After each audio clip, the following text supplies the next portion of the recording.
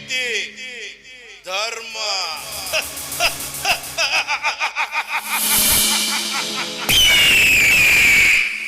ಎಲ್ಲಿದೆ ನ್ಯಾಯ, ಎಲ್ಲಿದೆ ನೀತಿ, ಎಲ್ಲಿದೆ ಧರ್ಮ?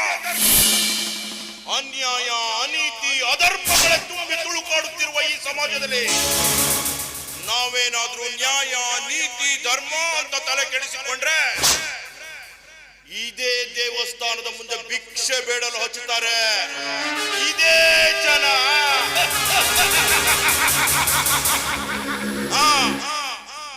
ಈ ಜನಕ್ಕೆ ಬೇಕಾಗಿರುವುದು ನ್ಯಾಯ ಅಲ್ಲ, ನೀತಿ ಅಲ್ಲ, ಧರ್ಮ ಅಲ್ಲ. ಈ ಜನಕ್ಕೆ ಬೇಕಾಗಿರುವುದು ಒಂದೇ ಒಂದು, ಅದು ಹಣ. ಹಣ, ದುಡ್ಡು, ರೊಕ್ಕ. ಈ ಜನರಿಗೆ ಬೇಕಾಗಿರುವುದು ಕೇವಲ ಹಣ ಮಾತ್ರ. पैसा रे पैसा, इस दुनिया में पैसा माँ बन गया रे, पैसा बाप बन गया. हाँ, इस पैसे के लिए इस दुनिया का जानवर कुछ भी कर सकता है, कुछ भी कर सकता है. इस पैसे का नाम सुनेगा तो शरीर का रंग रंग में खून खोलता है, क्योंकि ये पैसा ही वैसा चीज है रे, ये पैसा ही वैसा चीज है. इस पैसे को घसीटो, रूमो, पानी में फेंको, मुट्ठी में रगड़ो, लेकिन ये पैसा कुछ भी नहीं होगा. इस दुनिया में सेकंड हैंड ना होने वाली एक ही एक चीज है, पैसा.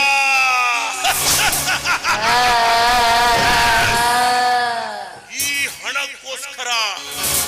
ಹಣಕ್ಕೋಸ್ಕರ ಮನುಷ್ಯ ಏನ್ ಬೇಕಾದ್ರೂ ಮಾಡ್ತಾನೆ.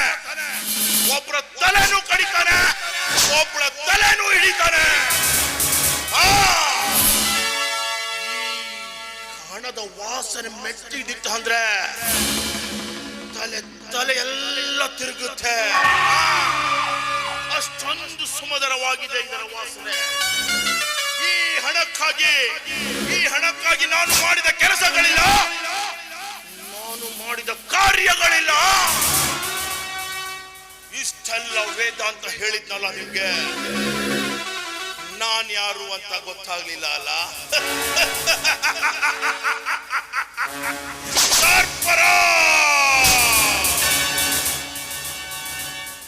ನಾನೇ ಸರ್ಫರಾಜ್, ಈ ರಾಜ್ಯದ ಹೋಮ್ ಮಿನಿಸ್ಟರ್, ಆದಿರಾಜನ ಏಕೈಕ ಸುಪುತ್ರ.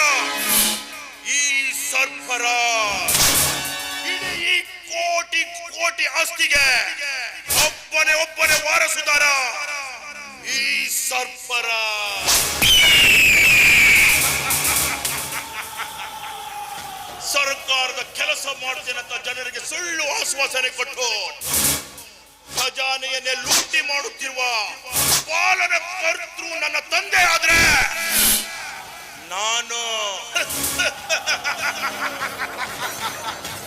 ಈ ಸಮಾಜದ ಯುವ ಪೀಳಿಗೆಗೆ ಡ್ರಗ್ಸ್, ಅಫೀಮು, ಸರಾಯಿಗಳಂತಹ ದುಶ್ಚಟಗಳ ವ್ಯಸನಗಳನ್ನಾಗಿ ಮಾಡಿ ಅದರಿಂದ ಕೋಟಿ ಕೋಟಿ ಹಣ ಸಂಪಾದಿಸಿ ದುಶ್ಚಟಕ್ಕೆ ದಾಸರನ್ನಾಗಿ ಮಾಡುವ ಲಯ ಖರ್ಚ ಈ ಸರ್ಫರಾಜ್.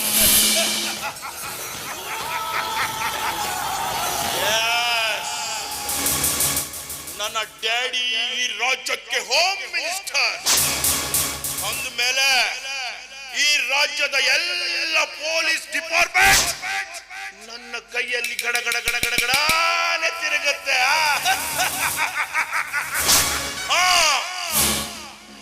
ಅಂತದಿರುವಾಗ ನಮ್ಮನ್ನ ತಡೆ ಹಿಡಿಯಲು ಅದ್ಯಾವ ಅಧಿಕಾರಿಗಳು ಬಂದು ಸಾಧ್ಯನೇ ಇಲ್ಲ.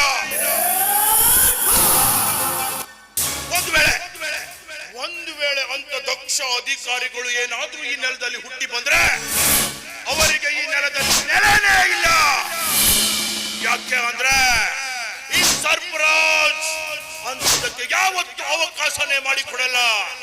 ये सरफराज जो बोलता है वो करता है.